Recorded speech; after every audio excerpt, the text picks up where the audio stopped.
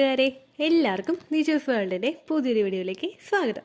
എല്ലാവരും സുഖമായിട്ടിരിക്കുന്നെന്ന് വിശ്വസിക്കുന്നു. ഞങ്ങളിവിടെ സുഖമായിട്ടിരിക്കുകയാണ്. അപ്പോൾ എല്ലാവരും സന്തോഷത്തോടെയും ആരോഗ്യത്തോടെയും ഒക്കെ ഇരിക്കുക കേട്ടോ. ഇന്നത്തെ വീഡിയോയിൽ ഞാൻ സംസാരിക്കുന്നത് ഏർലി പ്രഗ്നൻസിയിൽ ഒട്ടുമിക്ക ലക്ഷണങ്ങളും ഇല്ല, എന്നിട്ട് ഞാൻ പ്രഗ്നൻ്റ് ആകുമോ ചേച്ചി എന്ന് ചോദിക്കുന്ന ഒരുപാട് പേരുണ്ട്.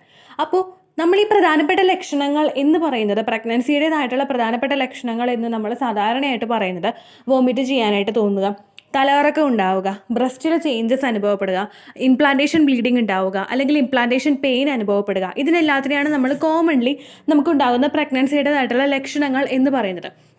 നമ്മൾ ശ്രദ്ധിക്കാതെ പോകുന്ന മൈന്യൂട്ടായിട്ടുള്ള പല ലക്ഷണങ്ങളും നമ്മൾ പ്രഗ്നൻ്റ് ആകുന്ന ഒരു സ്ത്രീക്ക് ഉണ്ടാകും.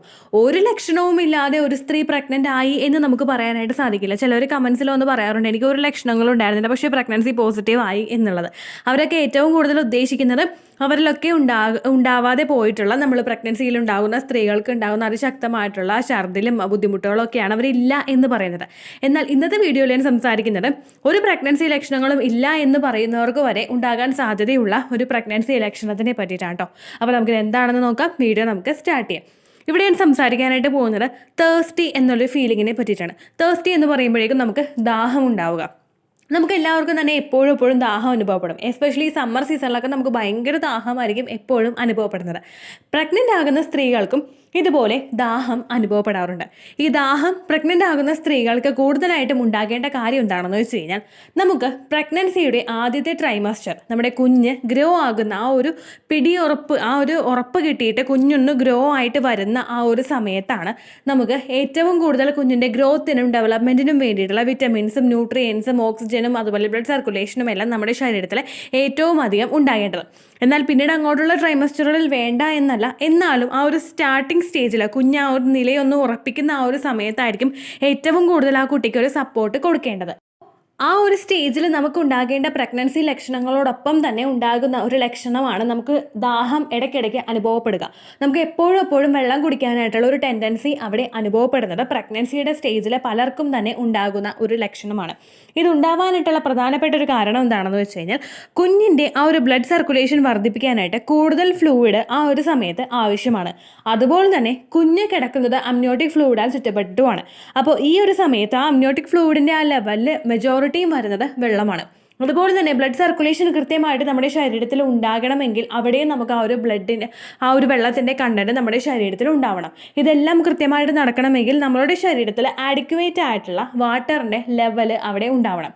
നമുക്ക് ഡീഹൈഡ്രേഷൻ സംഭവിച്ചു കഴിഞ്ഞ് കഴിഞ്ഞാൽ, അതായത് നമ്മുടെ ശരീരത്തിൽ വെള്ളമില്ലാത്ത ഒരു സിറ്റുവേഷൻ ഉണ്ടായി കഴിഞ്ഞ് കഴിഞ്ഞാൽ, ഈ സിറ്റുവേഷൻ മിസ്കാരേജ് ഉണ്ടാകുന്നതിനും അതുപോലെ മറ്റു പല കോംപ്ലിക്കേഷൻസ് നമുക്ക് ഉണ്ടാകുന്നതിനും കാരണമാകുന്നു. നമ്മൾ വെള്ളം കുടിക്കുന്നതോടൊപ്പം നമ്മളുടെ ഉള്ളിലോട്ട് എത്തുന്ന ഓക്സിജൻ നമുക്ക് ഒരുപാട് തരത്തിലുള്ള ഒരു പ്രാധാന്യം ആ ഒരു സ്റ്റേജിൽ നൽകുന്നുണ്ട്. അതുകൊണ്ട് തന്നെ ഒട്ടുമിക്ക സ്ത്രീകൾക്കും പ്രഗ്നൻസിയുടെ ആ ഒരു ഏർലി സ്റ്റേജിൽ ദാഹം വളരെയധികം അനുഭവപ്പെടാറുണ്ട്. നമ്മളിപ്പോൾ സാധാരണയായിട്ട് സമ്മർ സീസണിൽ എല്ലാവർക്കും തന്നെ ദാഹം ആ ഒരു ഫീലിംഗ് നമുക്ക് ഉണ്ടാവാറുണ്ടല്ലേ.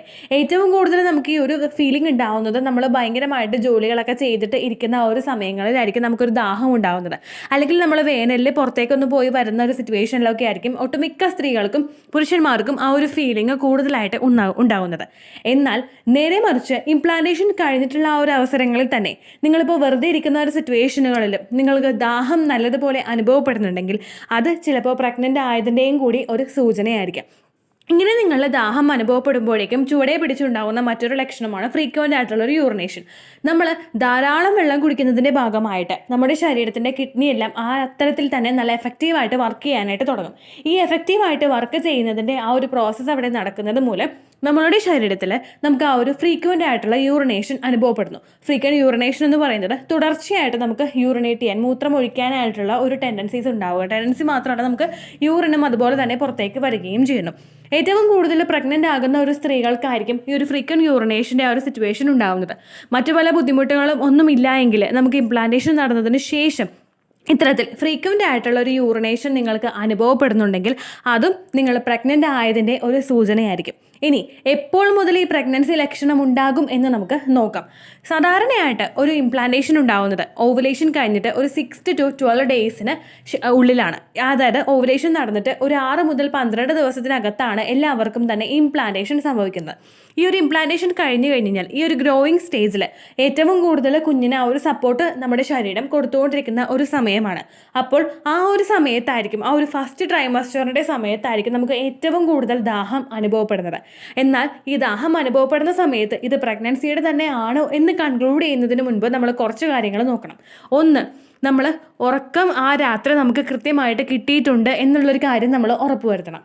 എന്താണെന്ന് വെച്ച് കഴിഞ്ഞാൽ ഉറക്കം നമുക്ക് കൃത്യമായിട്ട് കിട്ടിയിട്ടില്ല എങ്കിൽ അത് നമ്മൾ വെള്ളം കുടിക്കുന്നതിൻ്റെ ആ ഒരു ടെൻഡൻസിയെ എഫക്റ്റ് ചെയ്യും. നമുക്ക് ഭയങ്കര ദാഹമായിരിക്കുമ്പോൾ എത്ര കുടിച്ചിട്ടും നമുക്കൊരു എന്താ പറയുക, ആ വെള്ളം കുടിച്ചതായിട്ടൊരു തോന്നൽ നമുക്ക് ഉണ്ടാവില്ല. രണ്ടാമത്തത്, നമ്മൾ ഗോതമ്പിൻ്റെ ഐറ്റംസ് കൂടുതലായിട്ട് കഴിച്ചു കഴിഞ്ഞാൽ, അല്ലെങ്കിൽ നമ്മൾ ഹെവി ആയിട്ടുള്ള നോൺ വെജ് ഐറ്റംസ് നമ്മൾ പുറത്തു നിന്നൊക്കെ കഴിച്ചു കഴിഞ്ഞാൽ നമുക്ക് ദാഹം വളരെയധികം കൂടുതലായിരിക്കും. ഫോർ എക്സാമ്പിൾ, നമ്മളിപ്പോൾ ബിരിയാണിയൊക്കെ പുറത്തുനിന്ന് കഴിച്ചു കഴിഞ്ഞാൽ, അങ്ങനെയുള്ള കൂടുതൽ ഹെവി ആയിട്ടുള്ള ഭക്ഷണങ്ങൾ നമ്മൾ പുറത്തുനിന്ന് കഴിച്ചു കഴിഞ്ഞാൽ എല്ലാവർക്കും ഒരു വെള്ളം കുടിക്കാനായിട്ടുള്ള ടെൻഡൻസീസ് ഭയങ്കരമായിട്ട് ഉണ്ടാകും. മൂന്നാമത്തത്, നമ്മൾ ഹെവി ആയിട്ടുള്ള ജോലികളൊന്നും ചെയ്തിട്ടല്ല വന്നിരിക്കുന്നത്. ഹെവി ആയിട്ടുള്ള ജോലികളെന്ന് പറയുന്നത് നമ്മളിപ്പോൾ വീട്ടിൽ തന്നെ നിർത്താതെയുള്ള പണികളൊക്കെ ചെയ്ത് കഴിയുമ്പോൾ നമ്മളൊന്ന് ടയേർഡ് ആവുമല്ലോ. ഈ ടയേർഡ് ചെയ്തിട്ടുമല്ല നമ്മൾ ഇരിക്കുന്നത് എന്നുള്ളൊരു കാര്യം നമ്മൾ ഉറപ്പുവരുത്തണം.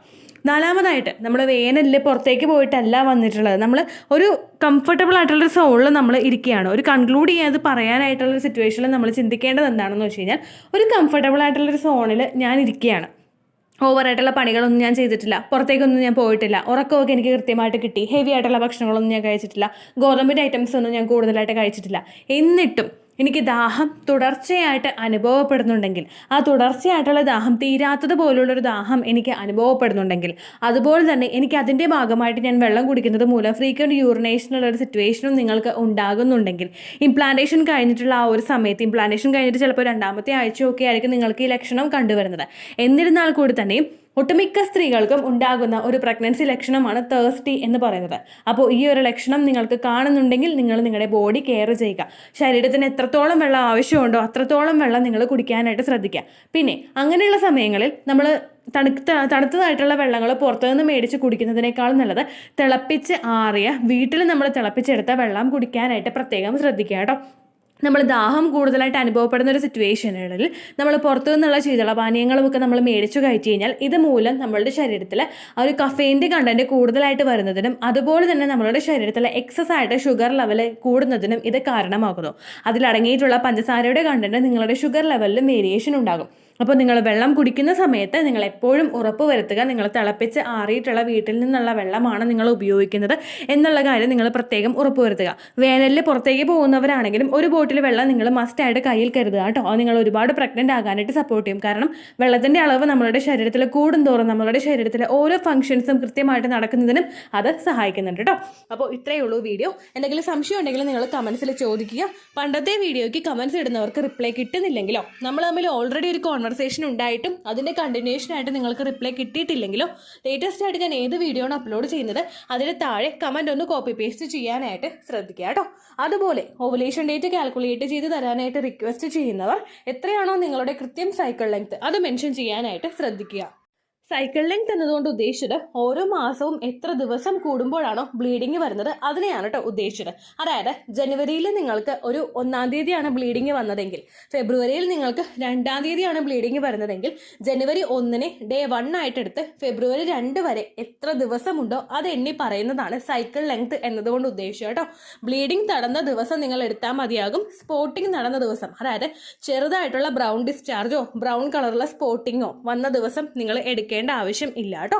അപ്പോൾ ഇതുപോലെ തന്നെ നിങ്ങൾ ശ്രദ്ധിക്കുക. സൈക്കിൾ ലെങ്ത് ചോദിക്കുന്ന സമയത്ത് എന്നാണോ ഡേറ്റ് അത് നിങ്ങൾ മെൻഷൻ ചെയ്യാതിരിക്കുക. അതായത് ചില ആളുകൾ ജനുവരി 16, ഫെബ്രുവരി 14 അങ്ങനെ പറയും. അങ്ങനെ പറഞ്ഞുകൊണ്ട് കാര്യമില്ല കേട്ടോ. അപ്പോൾ ഇത്രയേ ഉള്ളൂ വീഡിയോ. അടുത്തൊരു യൂസ്ഫുൾ വീഡിയോ ആയിട്ട് നമുക്ക് വീണ്ടും കാണാം. ബൈ.